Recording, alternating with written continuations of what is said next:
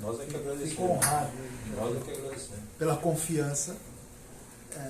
Sei que vocês já estão se dedicando aos estudos. Cheguei a ver um pouco do vídeo do Scarpa lá, dando muito bom, por sinal, ensinando o pessoal. Legal.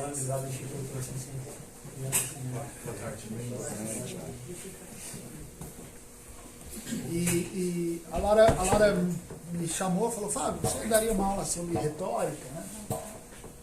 Nós estamos estudando aí os discursos, trivium, quadrivium, coisa rara, né? Você fala aí fora que o pessoal está se juntando para estudar o trivium, o que é isso? Né? Mas parabéns, antes de tudo, pela dedicação de vocês. Muito legal isso. E é muito gostoso dar aulas para pessoas interessadas. Agora, a Laura me pediu para falar sobre a retórica. Eu falei: Laura, por que a gente não faz o seguinte? Em vez de falar sobre a retórica especificamente, por que a gente não fala dos discursos aristotélicos, usando como base, inclusive, a tese do Olavo de Carvalho? Por quê? Eu estava falando isso para o Scarpa. Porque isso dá uma base legal para estudar depois retórica, dialética, ter uma visão ampla antes de entrar nos discursos especificamente. Tá? Então, assim, é uma aula mesmo, nós vamos fazer uma aula de filosofia e comunicação. Tá? Então, preparem-se um pouquinho, vou tentar ser o menos chato possível, dentro da possibilidade do tema, porque o tema não é um tema, nós não vamos falar de política, geopolítica, não vamos falar de nada disso, vamos falar de estudos. Bom, para quem se interessa, para mim, pelo menos, é algo absurdamente motivante. Eu adoro falar sobre isso, eu fico até empolgado, né? Mas talvez algumas pessoas não fiquem tanto, talvez não seja o interesse. Mas se vocês estão aqui, acredito que vocês tenham interesse em aprender. E vocês vão perceber que falar sobre os discursos aristotélicos é algo que tem muito a ver com a nossa vida, principalmente a vida de vocês, que é uma vida de pessoas estudiosas. Pessoas que querem evoluir intelectualmente, que querem aprender mais, querem se tornar pessoas melhores, inclusive. Então tem a ver, não é algo totalmente desapegado da realidade não, vocês vão perceber. Tá? Vocês vão lembrar que o Olavo sempre insistia em algo. Ele falava assim: se você quer se tornar uma pessoa mais inteligente, o que ele falava que a gente devia fazer para começar? Literatura. Ele insistia, está na ponta da língua. Literatura. Agora, por que ele insistia nisso? Que se você quer ficar uma pessoa inteligente, não adianta ficar só lendo filosofia, ficar só lendo política. Não, você tem que começar pela literatura. A gente tem uma noção do que ele está falando, né? Ele está falando de ampliação do imaginário, isso tudo. Mas vocês vão perceber que na teoria aristotélica, isso tem muito a ver também. Hoje nós vamos entender filosoficamente e epistemologicamente por que começar pela literatura. Bom, quando nós falamos dos discursos aristotélicos, nós sabemos quais são os 4 discursos. Vamos lá. Poética, Retórica. Vamos na ordem. Poética, retórica, dialética e lógica analítica. São os 4 discursos. Então, Aristóteles identificou ali na fala humana, no pensamento, na comunicação humana, 4 tipos de discurso. Vamos começar, assim, muito sinteticamente, identificando cada um deles. A poética trata do quê? O discurso poético ele trata do quê? Da imaginação. O discurso poético é aquilo que usa a linguagem imaginativa e aquilo que estimula muito os sentidos. Quando nós falamos poética, não estamos falando só de poesia, aquela poesia que a gente conhece. Poética é toda a linguagem ficcional, por exemplo. Um filme tem uma linguagem poética. Um romance de literatura é uma linguagem poética. Então, isso é a linguagem poética. A outra é a linguagem retórica. O que é a linguagem retórica? Tá ligado aqui?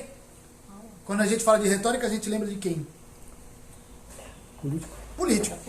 Político. Porque é a linguagem que apela aos sentimentos, ao apelo e à convocação a algo. Votem em mim. Típico apelo retórico. Votem em mim. Então, poética, retórica. E a dialética? O que é? Contradição de ideias. Também. Mas, assim, eu gosto de falar mais da linguagem do debate e da disputa e eu vou te explicar por quê. Você não está errado, está certo. Mas a dialética, quando se fala em dialética, existe também hoje em dia, a ideia da dialética hegeliana, que é a dialética marxista, né? Feuerbach, que é a dialética tese, antítese, síntese, falando bem sinteticamente, tá? E quando a gente pensa em dialética, a gente já pensa direto assim. Não é bem isso a dialética. Aquela dialética socrática de Platão não era exatamente assim, tese, antítese, síntese, né?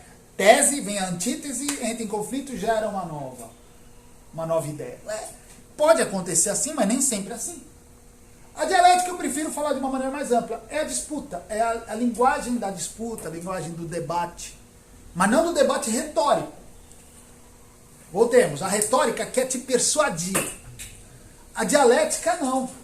A dialética ela quer buscar a verdade por meio do debate.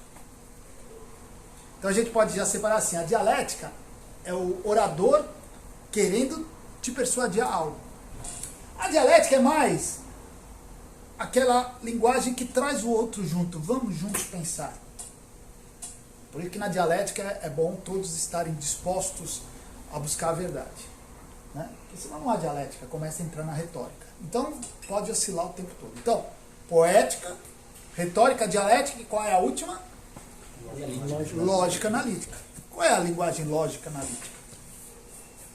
Quase idealmente é a linguagem científica. É a linguagem da demonstração, da exatidão. Daquilo que eu não preciso lhe convencer de nada, nem lhe persuadir de nada. Eu tenho os dados, eu apresento os dados e conecto os dados para vocês verem. Bom, basicamente é isso. Nós vamos aprofundar mais neles, mas para a gente começar tendo uma ideia geral do que a gente está falando. Bom, quando nós falamos de lógica, dialética, por exemplo, vocês conseguem identificar um discurso lógico na realidade? Quem faz um discurso lógico? As pessoas vão dizer, os cientistas. Será? Nem todos. Nem todos, ou talvez nenhum. Porque a pergunta é, será possível fazer um discurso essencialmente lógico? Não. Não. Possível é, mas na realidade Vai entender mais com a retórica, né? pode oscilar entre a dialética e pode chegar até na retórica. E como nós temos visto os cientistas ultimamente, às vezes até poética. Que é a linguagem da imaginação. Mas, gente, a gente tem visto muito da linguagem científica, ou pseudo, pretensamente científica ultimamente, fala de maneira poética. Poética. Retórica. Por exemplo, qual é Aristóteles, ele fala na retórica especificamente, ele fala de 3 vias que a retórica usa para persuadir. Fala do ethos, do logos e do... Ajuda aí. Ethos, logos, caramba, eu esqueci. Ethos, logos, já vou lembrar. Quando eu quero lembrar na hora, não lembro. Mas bom, mas o que me importa aqui é o ethos. Tá? O ethos, o que é? É a linguagem da autoridade. É a linguagem, assim, de você olhar o orador e falar, realmente, dá para confiar nele. E o Aristóteles ele vai falar que esse é o caminho mais forte da retórica. Patos, sentimentos, tal. É logos, o discurso em si, e ethos, autoridade, né? A força, não só do orador, mas do próprio discurso. E o Aristóteles ele fala, sabe qual é o mais forte deles? O ethos. a força, na linguagem retórica, a autoridade de quem fala é muito, né? Tem muito peso, é o que ele quer dizer. E você vai ver a ciência, por exemplo, a gente tem visto que ela tem usado o tempo todo a linguagem da autoridade. Tome isso aí. Por quê? Porque eu sou ciência, eu sei que é bom para você. Não, mas eu quero explicações. Não, não, você tem que confiar em mim. Eu sempre dei isso para vocês. Vocês têm que continuar confiando em mim. Não é essa a linguagem da ciência ultimamente? Autoritário. Autoridade autoritária, que é o discurso épicos, que é o épicos, que é retórica. Eu separo um pouquinho o autoritário da autoridade, porque o autoritário não te dá razão para você Eu diria que tentar uma discussão. Sim, a autoridade ela tem que ter o reconhecimento do outro Todo lado. grupo que ele é autoridade. Mas eles também usam o reconhecimento porque há uma cultura de reconhecer a ciência como quase inerrante, né? As pessoas têm Quem isso. usam mais neurônio, normalmente Sim. de imediato aí enxerga com toda a autoridade sem discussão. E aí eles aproveitam disso para falar, ó, você tem que fazer isso que eu estou determinando para vocês. Isso é discurso o quê? Científico? Lógico? Não. Não é sequer dialético. É um discurso essencialmente retórico. Então a gente percebe que há aí a identificação do discurso às vezes pode ser problemática. Então a gente já começa a perceber que os discursos eles não são assim certinhos, estanques, né? Existe uma mistura na própria manifestação. O Ocidente, ele tomou Aristóteles. Quando nós falamos de Aristóteles, nós estamos falando nessa área, nós estamos falando do órgão, da retórica e da poética, tá? Então aqui tem a poética, aqui tem a retórica, esse livro horrível, que capa mais feia, né? E tem o órgão. O órgão, ele vai tratar, né? Ele vai tratar das categorias, interpretação, analíticos, tópicos. Ele vai tratar basicamente dialética e lógica. E o Ocidente, ele tratou o órgão como isso aqui. Dialética, lógica e um pouco de sofística também, que sai um pouquinho da nossa abordagem. E o que ela fez foi separar. O Ocidente separou a poética e a retórica de lá. Vocês vão entender por que eu estou falando isso. O Ocidente separou, tratou a retórica e poética não tem a ver com o órgão. Retórica e poética é uma coisa à parte. O órgão trata mais da dialética e da lógica. E a tese do Olavo de Carvalho é o seguinte, ele fala assim, isso foi um erro. Não tanto um erro, era o que a poética ela foi ressurgir no Ocidente quase no século XVI, século XV. A retórica também não era muito considerada, havia o problema de... Né, Aristóteles era problemático para juntar todas as peças aristotélicas, né, durante a Idade Média, até um pouquinho posterior. E ele fala, dentro daquilo, o que o Ocidente fez foi mutilar Aristóteles. Porque a tese do Olavo é o seguinte, isso aqui é o órgão. A tese do Olavo é isso. E o órgão é isso aqui, ó. Poética, retórica, dialética e lógica. Mas o Ocidente, culturalmente, mutilou. E aí ele diz o seguinte, essa mutilação que a intelectualidade ocidental fez com Aristóteles acabou fazendo com que isso fosse transportado para o próprio ser humano. Ou seja, a partir do momento que intelectualmente se entendeu que o órgão estava ali separado, começou-se a enxergar o ser humano também de maneira separada. Por exemplo, a ideia dos dois hemisférios cerebrais. Um lado é artístico, é sentimental, é sensitivo. O outro é racional. Ah, aquela pessoa é racional. Não, o outro é animalesco. Então começou a ver o homem assim, estancado, separado, né? Até se critica às vezes. o homem essencialmente, aquela pessoa é muito racional, pensa demais. Então, isso ficou dentro da cultura. E com essa forma de olhar o órgão, por que isso é importante culturalmente? Porque Aristóteles, quando a gente fala de Aristóteles, a gente está falando de alguém que deu a base para a nossa cultura. Então não é bobeira. Dizer, um autor que foi mutilado e isso afetou? Afetou. Afetou porque Aristóteles, Platão, eles deram os fundamentos do nosso pensamento. Nós, até hoje, pensamos de maneira platônica e aristotélica. A Idade Média toda é absurdamente aristotélica. O início da Idade Média ela é muito platônica. Depois, no Renascimento, volta a ser platônica. E até hoje, toda a nossa cultura intelectual, ela gira em torno da discussão entre Aristóteles e Platão. É uma coisa impressionante. O cristianismo, ele usa categorias platônicas constantemente. É impressionante.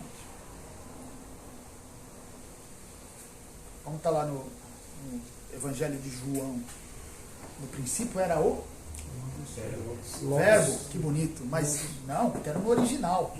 Era o logos. Logos era um termo da intelectualidade grega.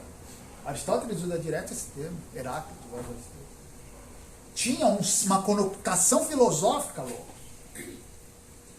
Você lê o apóstolo Paulo, se você parar e falar assim, vou ler o apóstolo Paulo como filósofo. Cara, tem muitas categorias filosóficas. Muitas categorias filosóficas. Então Aristóteles, como Platão, eles se influenciam demais a nossa cultura, eles formataram a nossa cultura. E quando há essa mutilação de Aristóteles, isso acaba sendo levado para a forma como nós enxergamos o ser humano. Nós acabamos também enxergando o ser humano de maneira fragmentada. Então o que aconteceu? Por exemplo, a poética. A poética, quando a gente fala em poesia hoje, o que a gente pensa? Na manifestação do sentimento individual, da percepção individual. A poesia, a poética se tornou isso mesmo. Com essa mutilação. Porque a linguagem poética é a linguagem dos sacerdotes da religião antiga. Depois eu vou explicar melhor isso. E conforme vai passando o tempo, ela vai se tornando a linguagem do indivíduo. Hoje, quando nós falamos de poesia, poesia é o indivíduo se pondo para fora o seu sentimento. E a retórica? A retórica era a linguagem da política, a linguagem da polis, a linguagem da arena. Isso durou até o fim da República Romana. Com o fim da República Romana, para que eu vou discutir na arena? Não tem mais o que discutir. Então, sobrou o quê? A retórica se torna uma formação do indivíduo também. Para comunicações privadas, uma formação mais individual mesmo. Menos a do homem público, mais para o homem individual. Por exemplo, Quintiliano, quando você pega lá esse Institutas Oratórias. Eu dou aula de oratória, às vezes tem uns alunos que eu leio as Institutas. Aí ele começa a ler e fala assim, pô, Fábio, mas peraí. O cara está ensinando a educar a criança. O que isso tem a ver com a oratória? Falei, é a linguagem, é a percepção que se tinha de oratória. Oratória era uma formação humana. Você forma o humano para pensar melhor, para entender melhor, para se preparar para poder se expressar melhor. Mas sem a preocupação da política. Quase perde a preocupação da persuasão, que é. Olha como a mutilação faz. A gente viu aqui que Aristóteles fala de retórica como persuasão. E de repente, a oratória praticamente esquece. Não se preocupa mais com persuasão. É apenas a capacidade de expressar seus pensamentos. Tá? E a dialética, ela, que era uma busca pela verdade, ela vai acabar se tornando quase assim, é a linguagem das humanidades. Quem vai falar de maneira dialética não é nem o filósofo, porque o filósofo na Idade Moderna ele tem a pretensão de ser lógico. Não consegue, mas tem a pretensão. Mas vai ser aqui, assim, a linguagem das humanidades, do historiador, talvez do jornalista, sei lá. Vai para esse ponto. Bom, dito isso, com o preâmbulo, a gente precisa entender do que nós estamos falando aqui. E para isso a gente precisa entender o que aconteceu na Idade Moderna.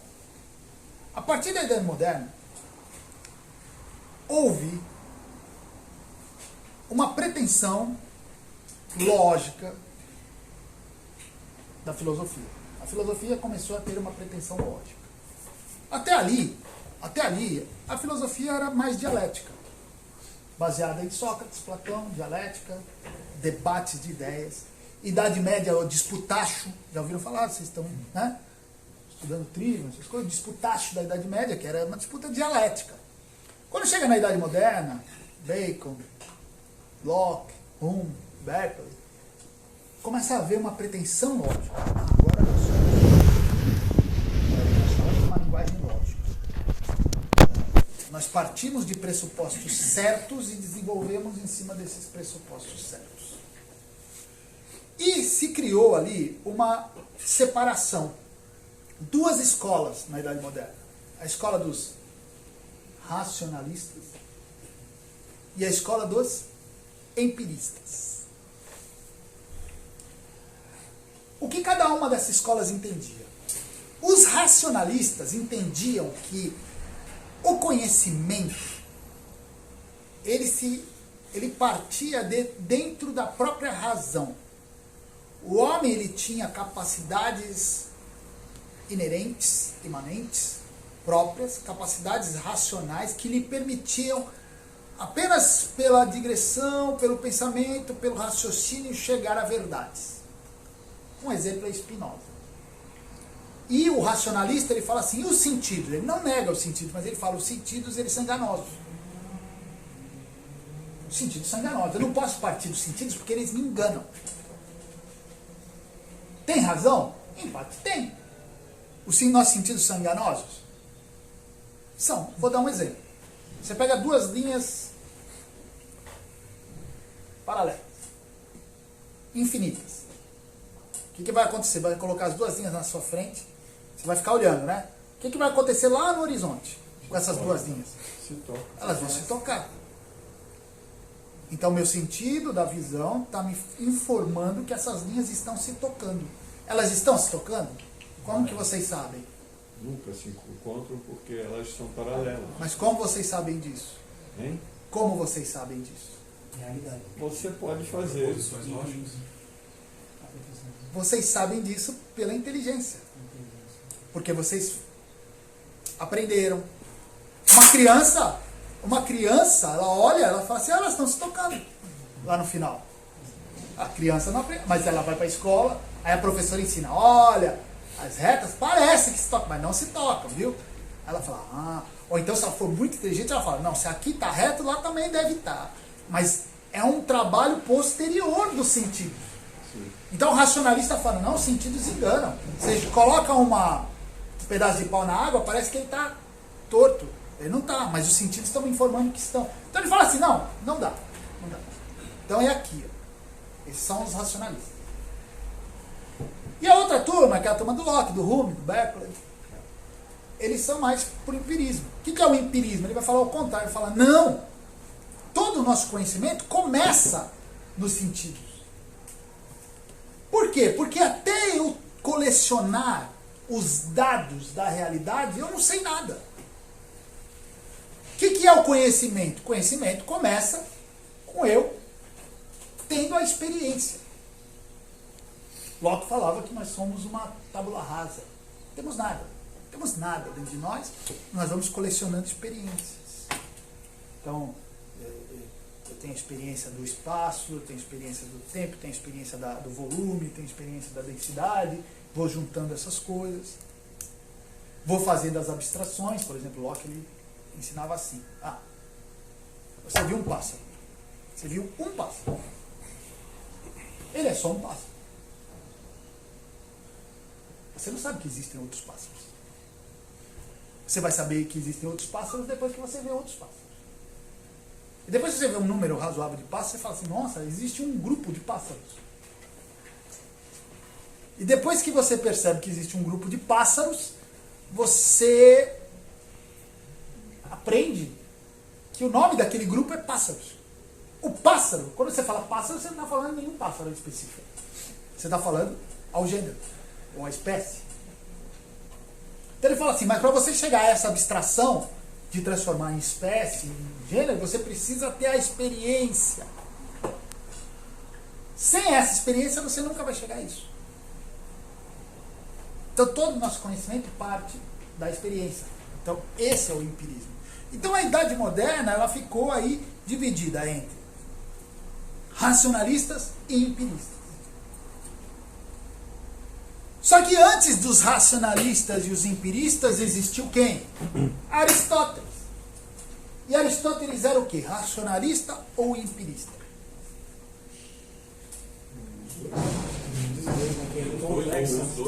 Então, os empiristas falam que ele era empirista. Os racionalistas falam que ele era racionalista. Nunca separe a criança. Todo mundo quer esse paizão para si, né? Todo mundo quer ser filho desse pai.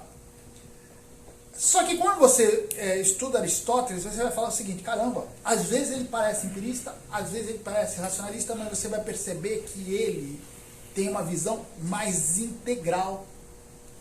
Ele é as duas coisas, mas ao mesmo tempo ele sobrepuja as duas coisas. E o que Aristóteles ensinava? Aristóteles ensinava o seguinte, olha, nossos conhecimentos se iniciam por onde? Pelas sensações. Até aí está empirista. E é verdade, se a gente parar para pensar, nossos conhecimentos começam assim. Começam pelas sensações. Alguns vão dizer que nós temos algum conhecimento a priori e tal. Mas, em geral, o nosso conhecimento é pelas sensações. Então nós temos as sensações, as percepções, nossos 5 sentidos vão colecionando imagens. É o pássaro, é a porta, é a luz, é o ar-condicionado, é as outras pessoas. Você vai colecionando essas imagens. E o que você, ser humano, faz com essas imagens? Ele retém essas imagens na memória. Essas imagens ficam ali na memória. Só que não ficam ali soltas na memória. Como nós somos seres inteligentes, nós fazemos aquilo que Locke fala. Nós vamos agrupando. Ó, pessoas, pô, elas tem uma semelhança, ele faz parte de um grupo. Pássaros, faz parte, cachorro, faz parte de outro grupo. Copo, faz parte de outro grupo. Café, esse negócio preto é diferente do transparente. São diferentes, mas eles têm algo em comum.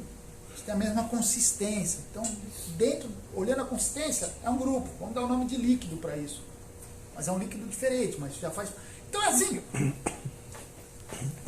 Você retém na memória e vai agrupando isso na sua cabeça. Aliás, Aristóteles vai falar que é isso que nos faz superiores aos animais, porque os animais não fazem isso. Esse agrupamento que Locke vai chamar de abstração. Animal não faz isso. Animal, cada ente que ele vê é único. É único. Meu cachorro não olha para todos os humanos e fala, são todos humanos. Não, para ele humano é aquele humano, talvez aquele humano ele ache que é mais perigoso, é diferente. São particulares. O ser humano não. O ser humano olha e agrupa.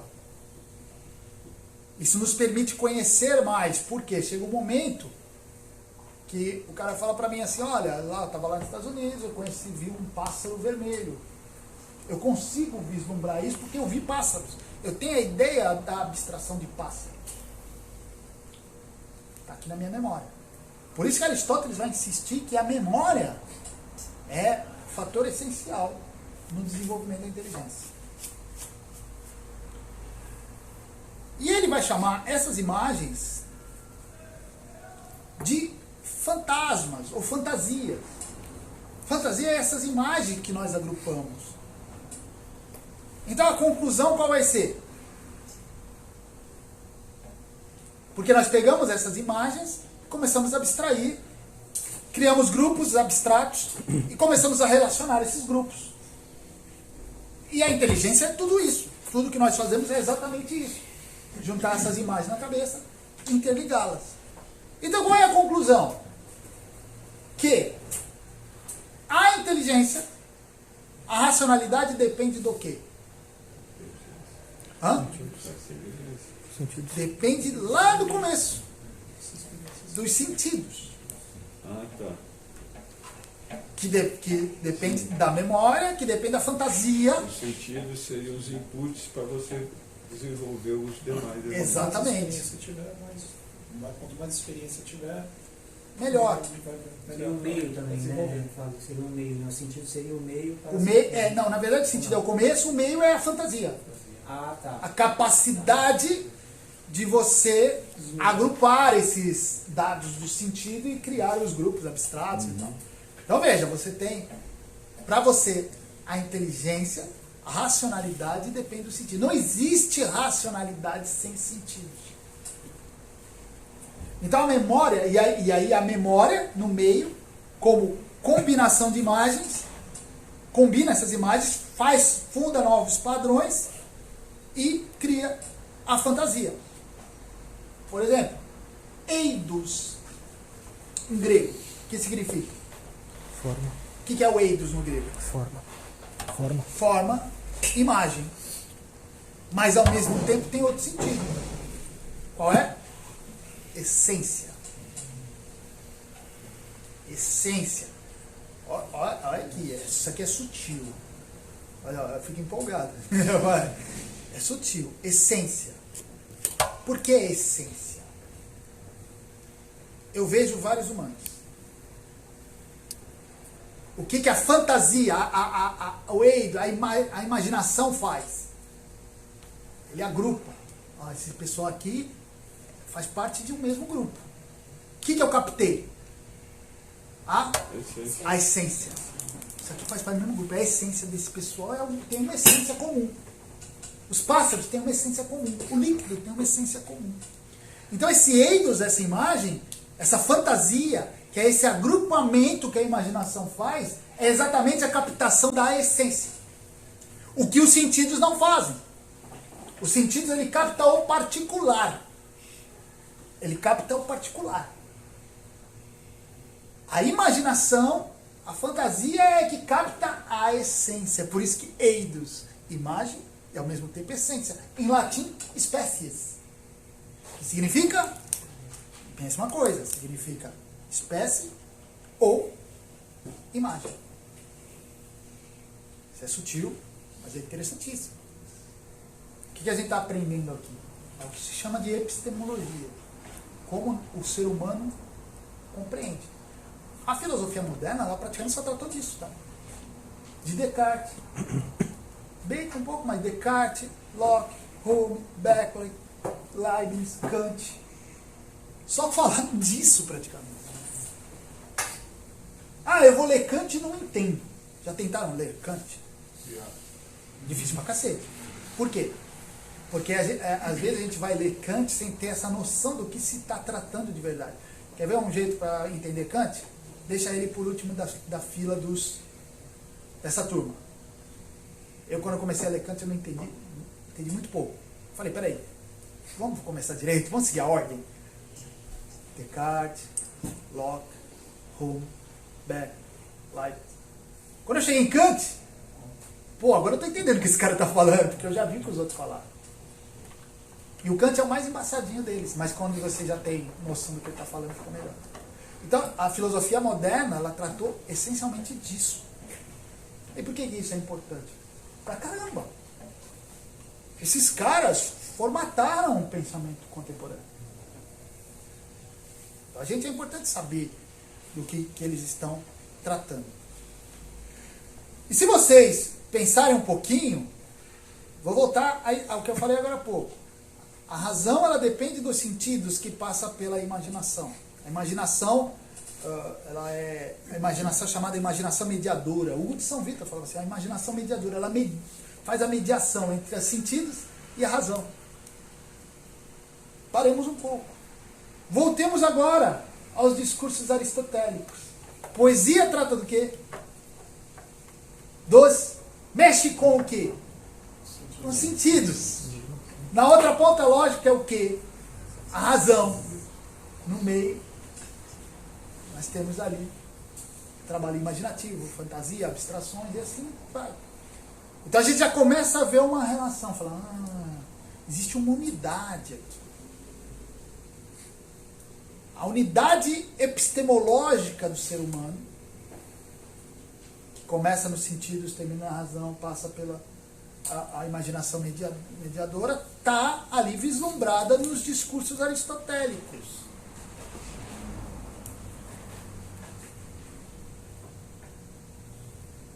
O Olavo, ele gostava de citar isso aqui, do Benedetto Croce.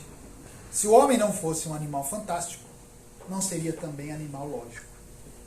Ou seja, a razão, ela só é razão porque existe fantasia e porque existe sentido. Sentidos, né? O sentido de captação dos particulares. Então isso começa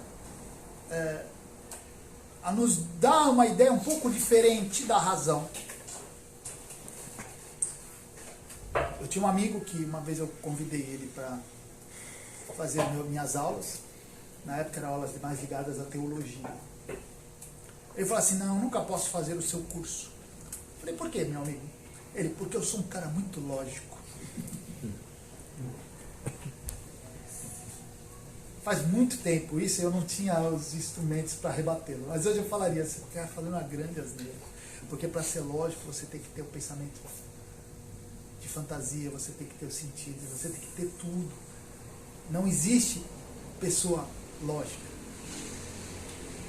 Vou fazer uma pergunta porque no meu segundo grau agora. Tinha um professor, Alexandre, ele falava que não existia nada ilógico, tudo era lógico. Sim, por um lado. Aí eu ficava pensando, em cada um que o cara faz e não tem uma racionalidade, né? E aí eu ficava pensando, como mesmo? Então, tudo que a gente faz é lógico. O que ele falava era exatamente isso. Ele falava, por mais que a pessoa esteja fazendo errado uma questão, tem uma lógica. Ele está usando uma lógica para chegar no erro. Uma lógica errada. Na quinta-feira eu falei sobre Marx, eu falei mais ou menos isso também, lembra? Eu falei que Marx construiu uma base cheia de pressupostos equivocados, né? E fez toda uma construção lógica em cima daquilo. E tem lógica interna. Agora, a tese aqui é o seguinte, não existe lógica pura. Não, existe, mas não no ser humano. Lógica pura é coisa de robô, de computador. Você programou lá, ele tem a lógica. Mas até para construir aquela lógica, é construir por um ser humano aquela lógica, né? O robô não se autoconstrói. Para construir aquilo, o ser humano, ele não pode ser totalmente lógico, porque para ele atingir a capacidade lógica, ele tem que passar por toda a sequência desde os sentidos. Se o homem não tivesse imaginação, hipoteticamente, ele não conseguiria ser lógico. Se o homem não tivesse os sentidos, ele viveria numa penumbra e não conseguiria ser lógico. Então não existe essa coisa, sou meu amigo, né? Sou um cara lógico. Não, você não é. Então quer dizer que quando eu ouço aqueles discursos de que, por exemplo, não só a automação, mas a robotização, e a principalmente agora a a inteligência, tal da inteligência artificial. Eu tenho muita dificuldade em aceitar isso aí como sendo uma coisa inexorável. Então, entendeu? Justamente, embora eu não soubesse, bem que no fundo alguma coisa me dizia que estava faltando um elemento. Uma teoria. Como que esse ser que vai ser criado, que está vazio, que não tem nada, que não faz nada disso que você acabou de escrever, ele vai ser inteligente no sentido pleno. Ele vai raciocinar muito rápido. Mas a inteligência no sentido pleno é complicado. Claro, isso é um assunto Eu estava conversando até com o Fábio sobre isso, exatamente sobre esse tema de inteligência artificial. É um tema que me interessa muito adentrar. Ainda não tive tempo, disposição de separar. Pô, deixa eu estudar um pouco isso mais a fundo, uma coisa muito nova, mas é algo que me interessa pra caramba. Quero entender melhor esses pressupostos da inteligência artificial. Mas, em princípio, o que eu vejo é exatamente isso. Aquela inteligência artificial que dizem, né, que eu acabei de ver uma série, já vinha vendo, saiu uma nova temporada, acabei de ver, que é a tal da Westworld, sei. que trata exatamente de inteligência artificial, mas eu vejo que aquilo ali é uma Mas ela não utopia. é artificial. Não, ela, se você ela for faz uma cópia do ser Se humano. você for parar pra ver, ela não é artificial. Não é totalmente artificial. Artificial é o ser que porta a inteligência. Isso, mas porque a inteligência humana. Ela já é uma reserva da verdade. inteligência humana que está sendo prolongada É com o verdade. passar dos O séculos. corpo, ele só é prolongado no corpo. Exato. É verdade. Pode até agregar, né? Porque ele se torna um tipo híbrido. Híbrido e imortal, porque Exato. o corpo não. Mas a inteligência artificial, o que acontece? Como é que vai. A ideia é a seguinte: você programa aquilo ali e ele vai se autoalimentando e se evoluindo. Só que é uma inteligência que não tem os sentidos.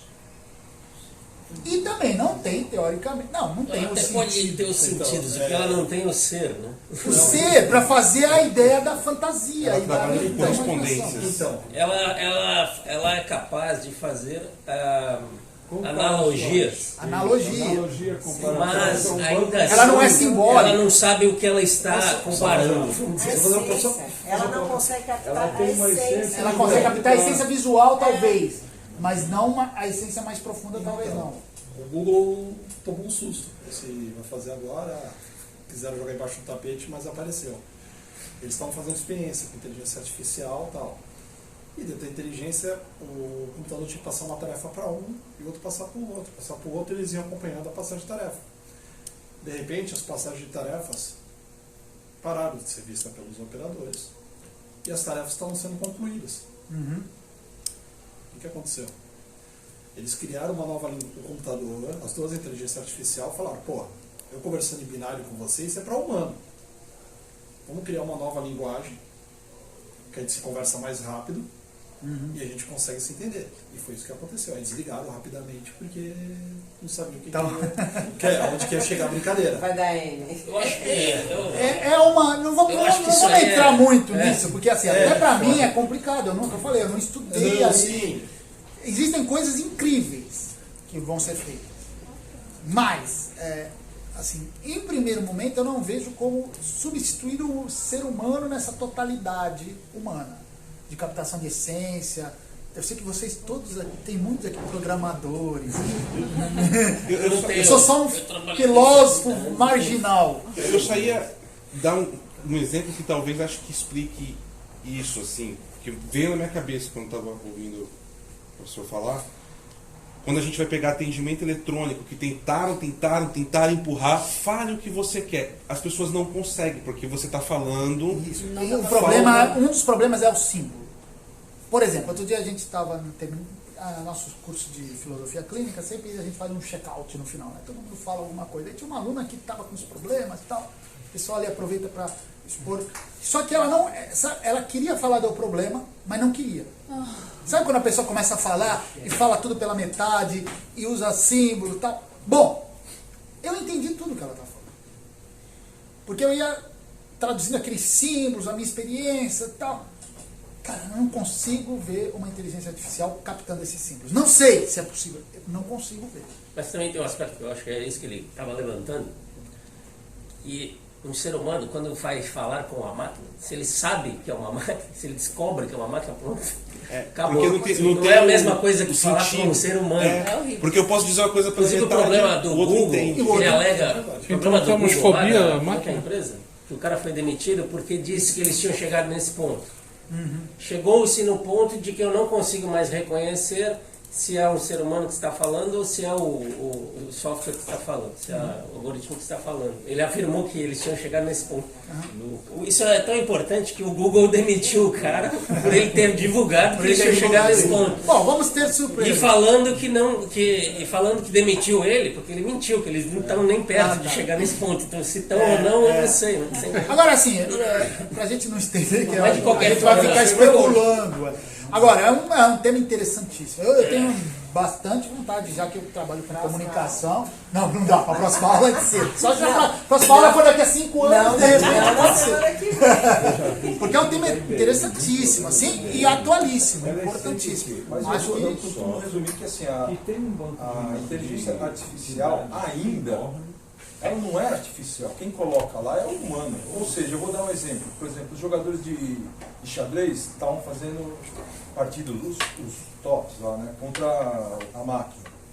E chegou uma vez que a máquina até ganhou. Mas quem colocou o programa na máquina foi esse é o humano, princípio. né? Mas a ideia da inteligência artificial é que depois que você alimenta, ela vai se autoalimentar. Mas ela não vai na criar verdade, há mais. um Mas eu erro na acredito palavra. que- Não é então. inteligência artificial. Então, mas eu Na verdade, é acredito- um aprendizado de máquina.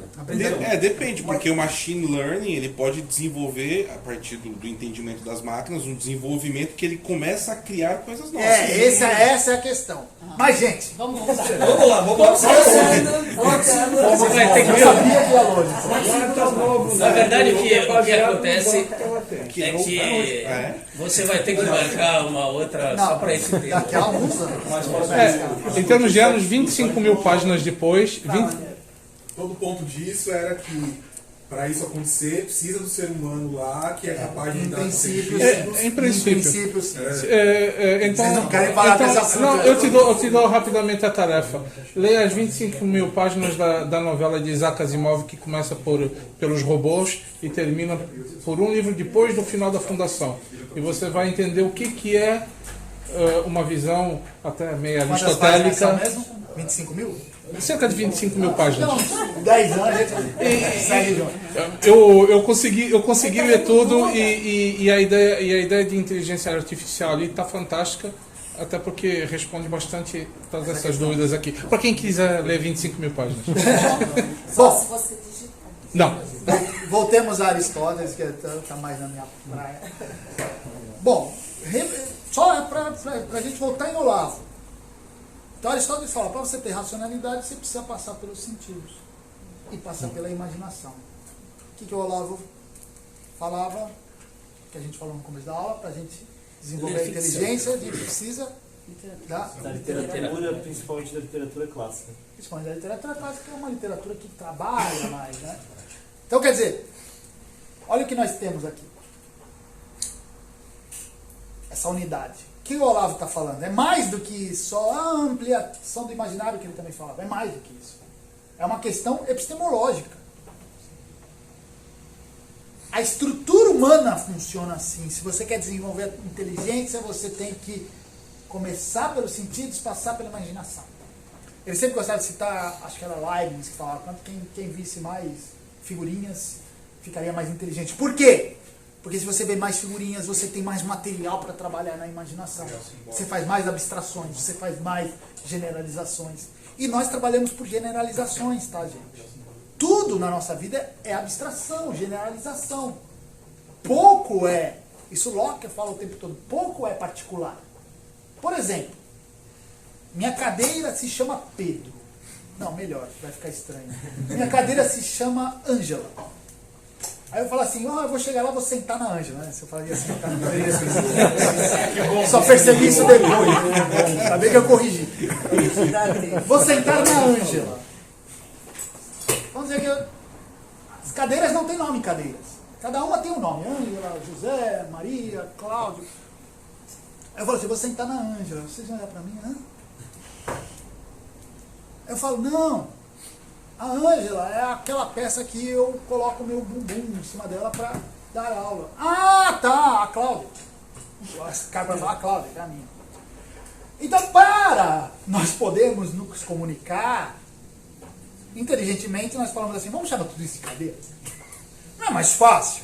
Cadeira é mais fácil. Meio que uma platonização, né? Padrão. Padrão.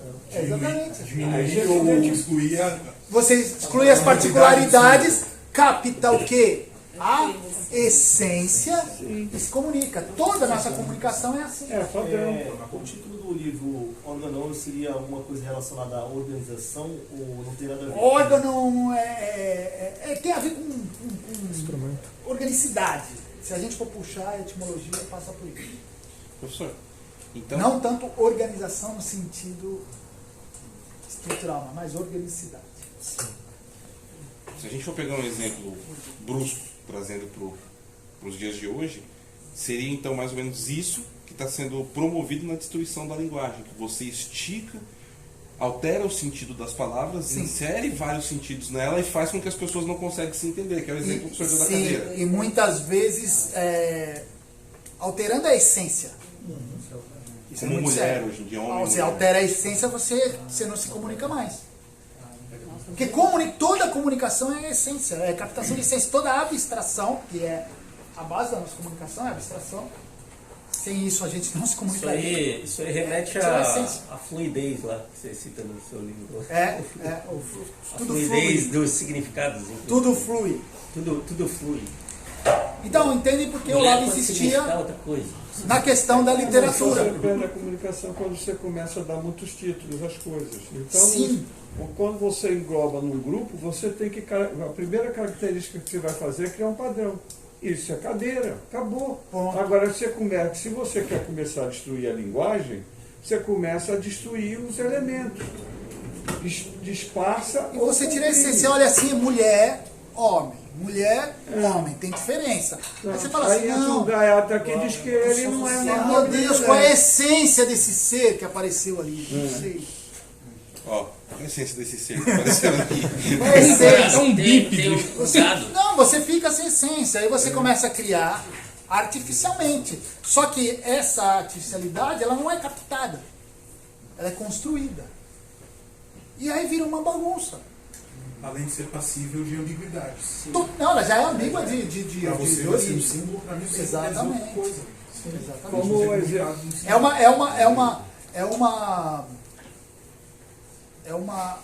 É um aviltamento da ideia aristotélica. E não só do Aristóteles, do próprio Locke, do Hume, é a mesma coisa. É a mesma coisa. Você está acabando com a forma de pensar humana. Isso não é, esse não é um esforço também de destruir a capacidade das pessoas de fazer analogias? A analogia, você precisa, para fazer analogia, você precisa captar essências também. Sim, a analogia é justamente... Você tem a essência, você fala que a essência tem semelhanças com essa e posso fazer as relações.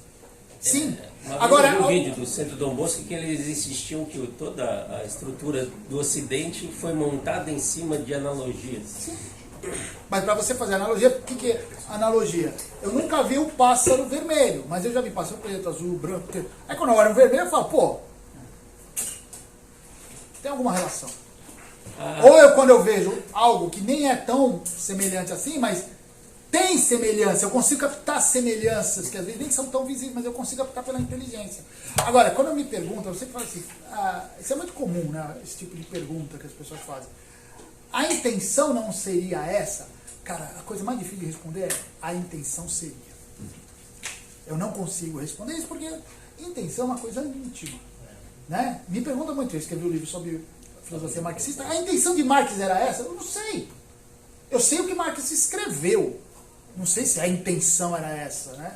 Eu, como assim, decidi seguir um caminho mais filosófico, eu não busco muito. Agora, uma coisa que o Marx não pode ser acusado é de falta de sinceridade de propósito. Não, ele falou que queria destruir o mundo. Tudo bem. Vamos tacar fogo no mundo, ótimo. E ele falou que a filosofia tinha que servir para isso mesmo. Mas, assim, é muito difícil, né, falar a intenção é essa. O que eu vejo é o que eu vejo. E isso que o Paulo falou, que o Fábio falou, é o que está acontecendo. É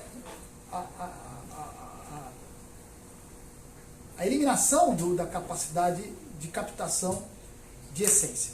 Bom, professor, posso fazer uma última pergunta? Você tem todo o direito. Ó, o senhor comentou no começo da aula que existe né, uma separação errada que foi aplicada no Ocidente entre, né, o sentimento e a lógica. E a gente percebe que dentro disso está havendo então um aproveitamento, questão da intenção, não sabemos qual que é a intenção, enfim. Porém que eu privilegio ao extremo o sentimento em detrimento da lógica. E quando a lógica precisa ser aplicada, eu demonizo ela em favor do sentimento.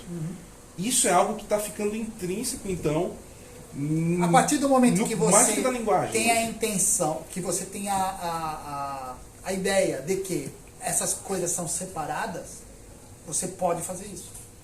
Justamente pelo erro da separação. Pelo erro da separação te dá margem para fazer isso. Se você tem uma ideia do homem unificado, você não pode fazer isso. Fala assim, aquele é sentimento. Não importa, o sentimento vai levar à racionalidade. Ele é racional. Pô, se ele é racional é porque ele já teve sentimento.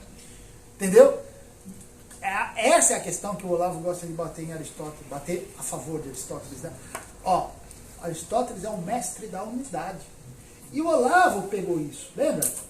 Qual é o jargão do Olavo? A unidade da consciência, na unidade do conhecimento, do pensamento. A questão da unidade. Talvez por isso, então, que o Olavo, eu conheci esse cara por causa do Olavo, né? Ele falava do Leibniz.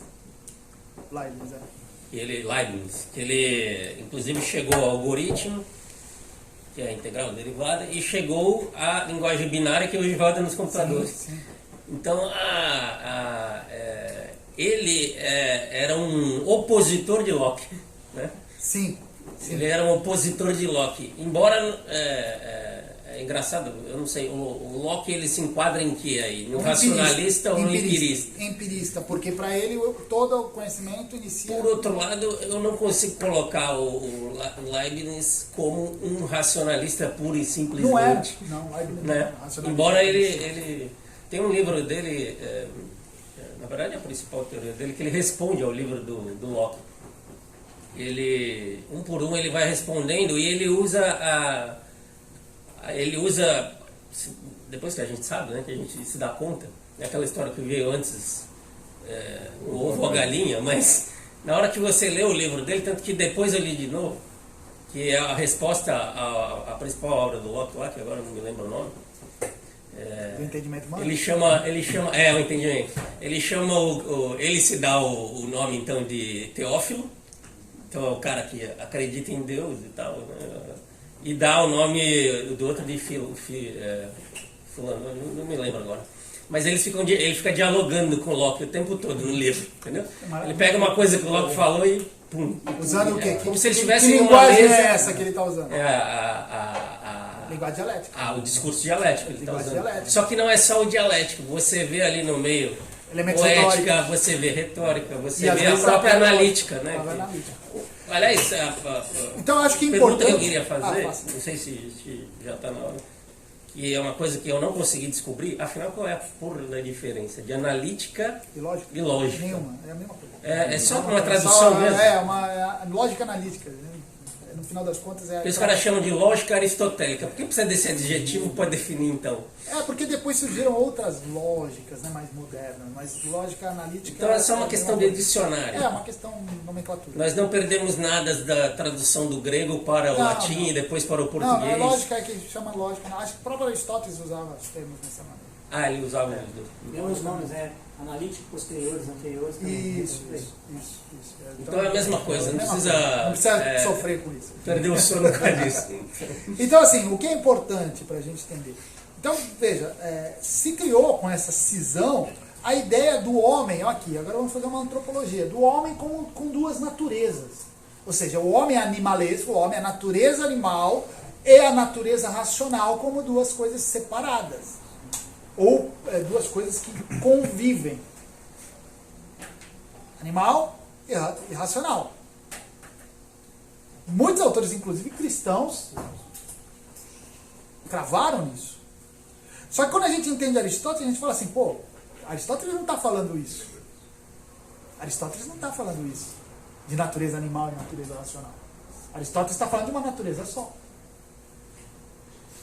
Por quê? Para você ser racional, você precisa ter A animalidade, as características semelhantes aos animais. Qual é a diferença entre os homens e os animais? É o animalesco? É o que nós temos em comum com os animais? Não, a diferença é o que nós temos diferente. O que nós temos diferente é o intermédio ali da imaginação. Então a animalidade não é uma natureza à parte que eu preciso refrear. Não existe.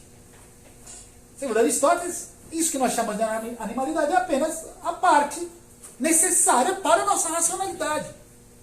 E aí a gente precisa lembrar da ideia de potência e ato, que filosoficamente é essencial. Não se faz filosofia sem a ideia de potência e ato. Né? Ato é aquilo que se atualiza, aquilo que se manifesta, e potência é aquilo que já está na gênese da coisa para se manifestar. Quando nós nascemos, nós somos racionais em ato. 5 dias de nascido, você pensa? Não. Você tem a potência de pensar. Meu cachorro tem 10 anos. Ele não pensa até hoje. Mesmo que eu com 5 dias, até mais, até com 3 meses, 4, 5 meses, se botasse eu e meu cachorro hoje, é a mesma coisa. Fazer as mesmas coisas. Só que eu tinha já a potência da razão. O cachorro não. Então essa ideia de potência e ato é muito importante. E aí a gente vai para o Olavo, ele já logo no começo do livro, ele dá a definição dos discursos aristotélicos. O discurso, teoria dos 4 discursos, o discurso humano é uma potência única, que se atualiza de 4 maneiras diferentes: a poética, a retórica, a dialética e a analítica, lógica. É uma potência única. Então, a gente já começa a pensar assim, não são discursos, mas é a potência do discurso. É o discurso que se atualiza de maneiras diferentes. Então a ideia de potência e ato é interessante. E aí a gente entra na questão do desenvolvimento humano. Do desenvolvimento humano, a gente vai voltar de novo. O Olavo falando, leiam literatura. Tenham experiências. Na verdade, o que o Olavo está falando é tenham experiências. Não é ler literatura. É ter experiência. A questão é que eu, na minha pobre vida, não posso ter muita experiência.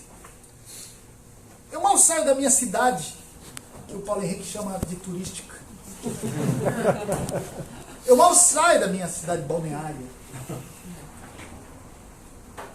É que a literatura é aquela história, né? Você não precisa ter participado Você tem as experiências pelos outros. Você tem a experiência pela história da guerra, pelo romance tudo. da guerra. O Lucas lembrou que ele falava da literatura clássica, que a literatura clássica é mais rica em experiência. Mas uma série que eu assisto, eu já estou tendo experiências diferentes. Até nos filmes bem pobre, alguma experiência eu tiro. Eu conversar com uma pessoa que viajei para, sei lá, qualquer lugar do mundo, eu estou tendo uma experiência. Então o que o Olavo está falando é ler literatura de uma forma sintética. É o seguinte, tenham experiências. Experimentem. Dentro do processo de engenharia social, então, a gente pega a questão... Vou pegar o marxismo como exemplo, né, que a gente estava falando. O marxismo moderno, o que ele faz? Ele coloca a pessoa dentro de um cercado de ideias e faz a pessoa ficar infundida em si mesma, baseado no sentimento. Porque ela delimita o que ela pode pensar, trabalha com simbolismos para que ela chegue a conclusões daquele discurso que eles querem que ele só veja, que a gente fala que seria como se fosse um cabresto. E a partir disso, essa pessoa ela só pensa a partir disso e olhando para si. Não para esse olhar de experiência para o mundo para captar coisas novas. Quer que eu te fale uma surpresa? Engels. Ele não pensava muito diferente de mim aqui. Quando eu falo da filosofia marxista, eu estou falando de uma tentativa desses caras de fazer filosofia é verdade. Isso que nós vemos aí, tudo que você narrou, isso aí é deturpação de Marx. Deturpação bem direcionada, né? Proposital. Mas não é que Marx era bonzinho, mas é que eu sempre falo, quem causa os males não são os filósofos em si. Eles só dão start. Depois vão fazer um monte de coisa. Uma coisa aqui, um parênteses, bem parênteses aqui, uma coisa que eu insisto no meu livro, que eu acho que aqueles que combateram o marxismo, o comunismo, cometeram de errado, foi duas coisas. Primeiro, menosprezar a capacidade filosófica, intelectual desses caras. Os maiores, grandes intelectuais da contemporaneidade são marxistas. Os caras desenvolveram coisas, pensaram muita coisa, debateram muita coisa, e não são idiotas. Engels e Marx não eram nem perto idiotas. Nem perto idiotas. E segundo, foi não atacar, ou o segundo erro foi não atacar essas bases intelectuais. Atacaram a política. O partidão. O partidão só que idiota, pô. Tanto que os grandes intelectuais marxistas não gostavam de se envolver com política. Você pega os frankfurtianos, eles tinham horror. Quase era uma regra. Se você se envolvesse com política, você nem entrava lá em Frankfurt. Você não podia. Teve um dos presidentes lá que era mais político, eles tiraram ele rapidinho, porque não, eles não queriam. Eles ficavam horrorizados quando falavam da Rússia. Eles falavam, puta, aquilo lá não é legal. Então a gente tem que tomar cuidado com isso. Então, assim, Marx e Engels, eles têm uma visão, algumas coisas filosoficamente corretas, algumas coisas. No geral, eles cometem erros, principalmente porque as bases filosóficas deles são equivocadas. Mas, fecha esse parênteses e voltemos para Aristóteles, que é mais rico. Então, nós estamos vendo em Aristóteles uma ideia orgânica do desenvolvimento humano. Tá? Isso é muito importante, essa organicidade do desenvolvimento. Então, qual é a ideia? É que o conhecimento, a intelectualidade, o ser humano em si, ele se desenvolve progressivamente. Desde suas manifestações mais semelhantes à animalidade, aos animais, até a racionalidade plena. Então, veja, não é a conversão do animal em homem. Até Engels falava isso, hein? Não é o animal que me transforma em homem. Quando que isso acontece? Qual o dia que isso acontece? Não é. É algo progressivo.